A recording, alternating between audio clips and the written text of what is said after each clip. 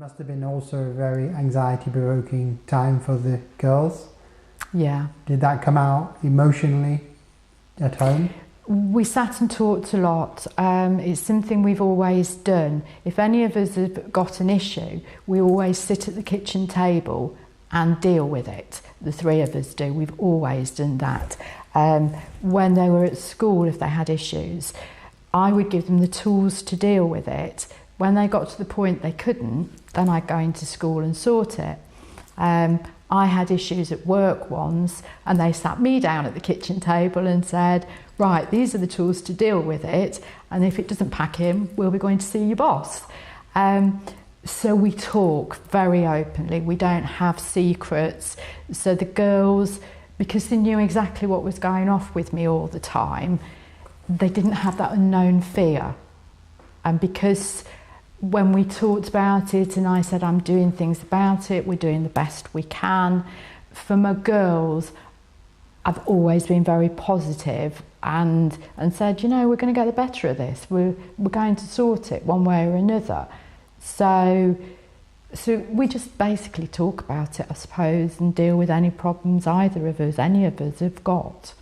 And how do you think they're doing now on reflection? I mean, I know it's turned out that probably there isn't quite as much to worry about. But how are they doing in general?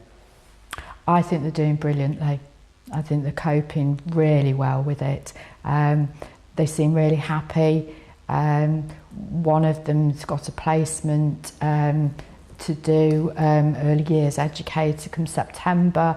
The other one's going to do a degree course starting in September.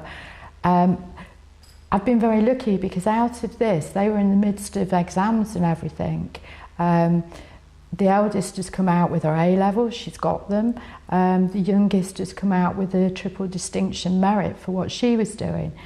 And to have done that and be under the pressure they must have felt at times, I think is just amazing. But my girls are extremely close, so even if they didn't feel they could talk to me, they would always talk to each other and support each other. So with doing their college work and that, they wouldn't necessarily come to me. A-level maths is over my head anyway because it's letters instead of numbers. So they wouldn't worry me with that, but they'd talk to each other about it and deal with it that way. What was the reaction of extended family and friends to what was going on? They, a lot of them, my sister-in-law and my friend in particular, have said that if they were diagnosed with cancer tomorrow, because of how they've seen me deal with it, they wouldn't be as scared.